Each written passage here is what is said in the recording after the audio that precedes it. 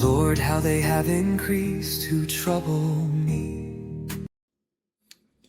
7 reasons why we should not trust on earthly security. Yan ang ating pag-aaralan sa mga sandaling ito at welcome sa Gospel 24/7 at ito ay ating ginagawa para nang sa ganun tayo ay magkaroon ng guide at patuloy na makapag-aral ng kanyang mga salita para lumago ang ating pananampalataya kasi ang ating buhay ay engaged tayo sa pagsamba, paglilingkod at pananampalataya. Kumusta na kayong lahat?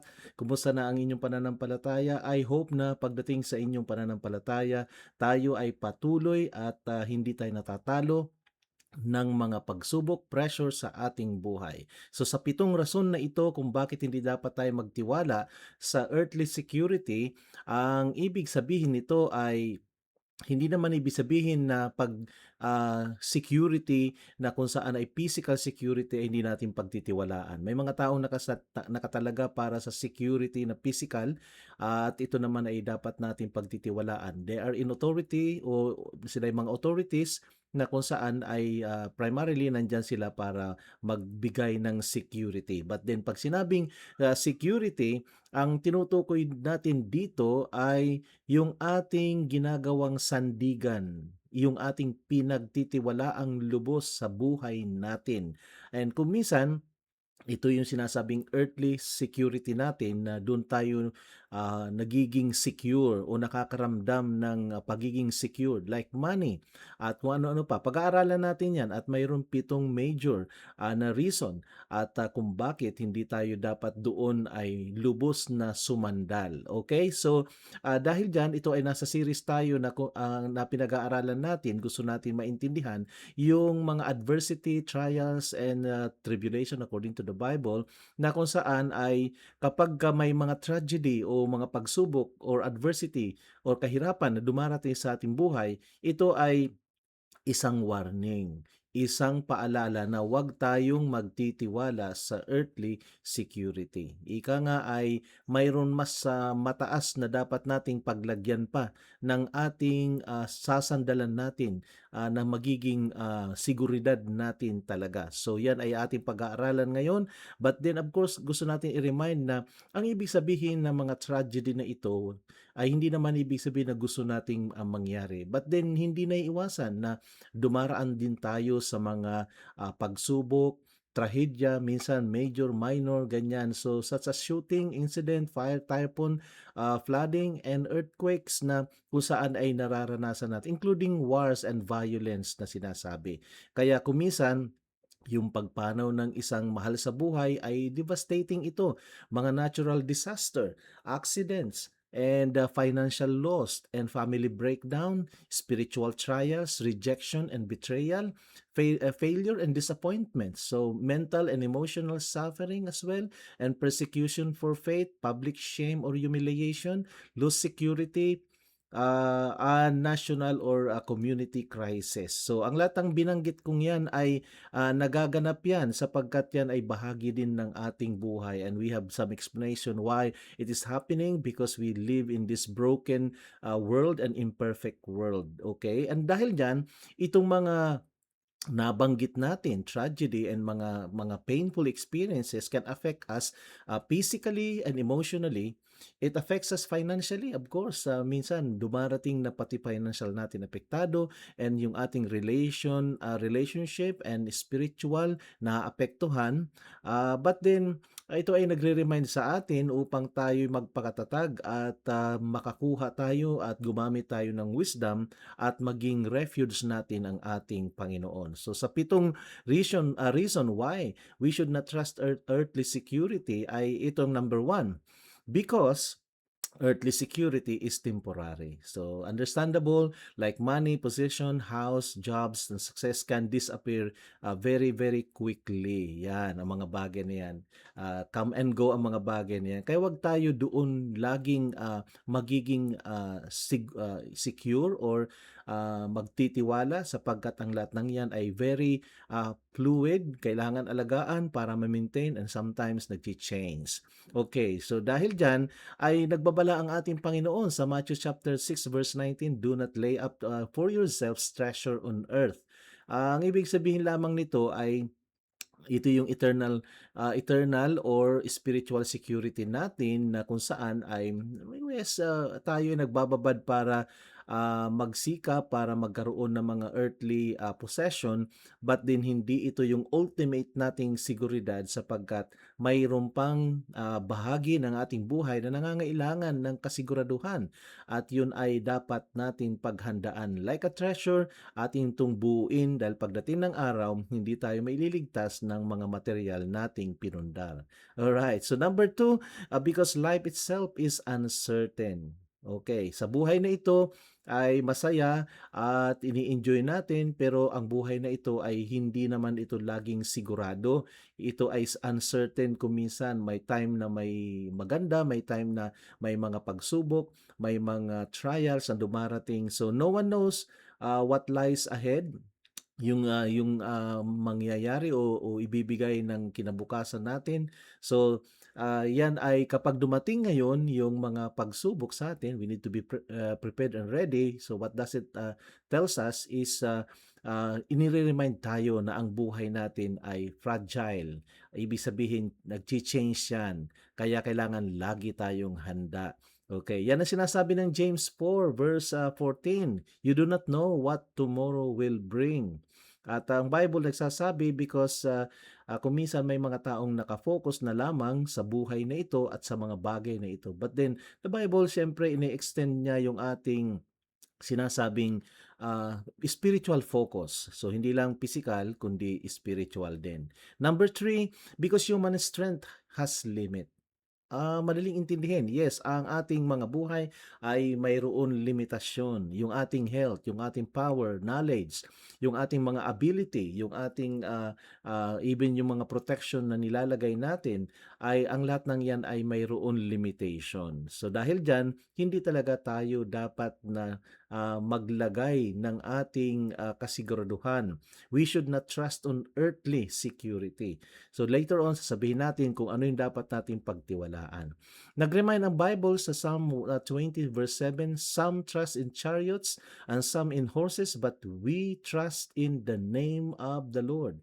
At yan ay magandang reminder kasi ang ibig sabihin ng horses and chariot, ito ay mga weapon at the time na ginagamit para magkaroon ng kasiguraduhan ang labanan at ito ay mga bagay na secured at the time, but then sabi ay hindi sila nagtitiwala only sa ating Panginoon. But some ay doon sila nagtitiwala. So, ang dapat pagtiwalaan natin most of all ay ang ating Panginoon. Okay, number 4, because the world is broken by sin. At ito ay kailangan natin ito maintindihan na yung mga suffering, disasters, death, and evil, it only shows that this world is not our final home. So, ang mundong ito ay broken by sin. Kaya nga minsan nagtataka tayo kahit ano ang gawin natin bilang tao na nagpapakabuti at ang ating lahat na government officials at inaasahan natin, umaasa tayo sa isa't isa. But then after a while ay napoprostrate tayo bakit hindi nagaganap yung maganda at sabihin natin the best sa ating paligid. It is because na yung sin, it destroys everything. At pag pumasok ang kasalanan sa buhay ng isang tao o kasamaan at ito ay dahil doon ay nasisira yung mga magandang plano, ang tao ay nakukurap, kaya nga ang mahalaga ay tayo ay panatilihin natin na tayo ay nagpapabago sa ating Panginoon. Ibig sabihin, handa tayong pabago sa Lord nang sa ganon, ang maging kilos natin ay ikagaganda ng ating paligid o ng ating community. And then kapag pumasok syempre yung pagkakamali at syempre mayroon consequences, kadalasan ay may mga bagay na nasisira. Alright, so dahil dyan ay may sinasabi ang Romans 8:20 to 22. At bigyan natin ng diin yan. The creation was subject to prostration not by its own choice, but the one who subjected it into prostration did so in the hope that it would also be set free from slavery to decay in order to share the glorious freedom that the children of God will have. So ang ibig sabihin lamang dito, kapag inyong babalikan, we don't have time para ito ay i-discuss letter or verse by verse or sabihin natin word for word, but then ang ibig sabihin lamang nito to summarize ay mayroon imperfection, and then ito ay ang mundong ito maliban na ang Lord ang kumilos bandang huli ay hindi ito mapapalaya sa kanyang imperfection, but then ang ating Panginoon ay umaasa at siya ay naglagay ng pag-asa na lahat ay maliliberate at tayo ay makakasama natin doon sa glorious freedom, sinasabi ng Bible, verse 21, na kung saan ay freedom with the children of God. So dahil dyan, ay sa ngayon, ay sabi ng verse 22, we know that all the creation has been groaning with the pains of childbirth up to the present time. So ang Tagalog diyan ay nagkakaroon ng hirap pagdadalamhati ang buong creation sapagkat na ito ay simula pa noon hanggang ngayon, and then makakalaya lamang siya sa lahat ng pain na ito kapag dumating na yung tunay na nagbibigay ng liberty.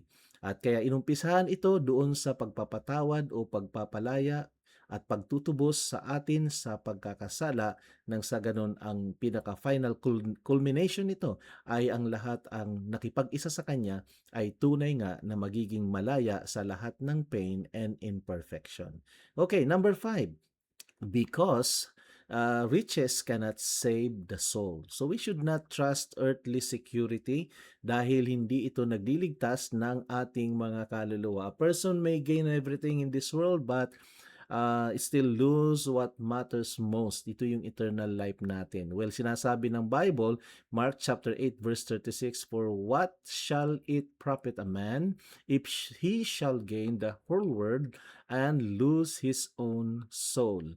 Ito'y isang magandang bahagi ng kasulatan na kung saan nagbibigay ng paliwanag na makamtan man niya ang buong sanlibutan. Sabi ng ganon ay ano ang magagawa? Ano ang pakinabang kung ang kanya namang kaluluwa ay mapapahamak? So, wala ring magandang outcome. Ang pinakamagandang outcome, hindi man tayo naging super successful or kung ano paman, but then ang atin namang kaluluwa ay nagkaroon ng kaligtasan. Okay, turning now to number 6, because earthly comfort can make people forget God. So huwag tayong magtiwala sa mga bagay-bagay sa lupa sapagkat ito'y nakakadisib din, sapagkat nakakalasing. Ang maraming mga bagay kailangan mag-ingat. Yung maraming pinagkatiwala dapat ay malaki rin ang pananagutan. Well, ang Bible ay sa una pa lang ay nagbigay ng babala ito sa mga anak ng Diyos, sa mga Israelites during nung kanilang paglaya from Egypt. At sabi ng Deuteronomy 8:11, "Be careful that you do not forget the Lord your God, failing to observe His command, His laws, and His decrees that I am giving you to this day." Rather to you this day. Otherwise, when you eat and are satisfied, when you build fine houses and settle down, and when your herds and flocks grow large, and your silver and gold increase, and all you have is multiplied, then your heart will become proud, and you will forget the Lord your God, who brought you out of Egypt, out of the land of slavery. Okay, so dahil diyan ay pinaalalahanan sila. Alam na ng Lord na dahil sa pagdumating na may bahay na, may silver, may gold and everything, ibig sabihin nagkaroon ng pag-unlad, may tendency na makalimot sa Panginoon. Kaya hindi dapat tayo na doon magtitiwala, sapagkat sa mga earthly na mga bagay na ito ay maari nating makalimutan ang ating Panginoon. So, wag makalimot. Alright? So, dahil dyan ay we turn to number 7, because only God is truly is truly secure. So everything on earth can be shaken. Yun ang ibig sabihin. Lahat ng bagay mayayanig, mawawala, pero God will remain. At siya ang ating refuge, siya ang ating strength, siya ang ating eternal hope. At yan ang sinasabi ng Psalm 46 verse 1. God is our refuge and strength, a very present help in times of trouble or in times of yeah, yes, in times of trouble. Yan ang sinasabi ngayon at maganda na tayo ay ma-remind na ang Panginoon lamang ang tunay na security. So dahil diyan, kapag dumarating ang mga pagsubok o mahihirap na mga bagay sa ating buhay, yes, it can affect us physically, walang biro diyan, emotion natin apektado, financial natin minsan lalong apektado, napakahirap, at even yung relational side or life natin o yung relationship natin ay maaring magkaroon din ng problema, and syempre yung spiritually. But then, sa lahat ng pagkakataon na mayroon mga pagsubok or tragedy, ay ito'y reminder sa atin na tayo ay hanapin natin ang kalakasan at kaisipan o talino, wisdom ng God, at isik natin siya bilang ating spiritual refuge. At yan ay mahalaga na dapat tayo na ma-remind. Kung kayo po ay nakikinig at inyong natutunan, inyong nakarelate kayo sa ating mga tinalakay na 7 na mahalagang bagay, ay pwede kayong mag-participate, comment, like, and share para nang sa ganun ay marami pang maarating ang ating teaching video, nang sa ganun marami tayong matulungan. So consider subscribing as well. So salamat sa inyong pakikinig. Muli, pagpalain tayo ng ating Panginoon, and see you next time. God bless you all.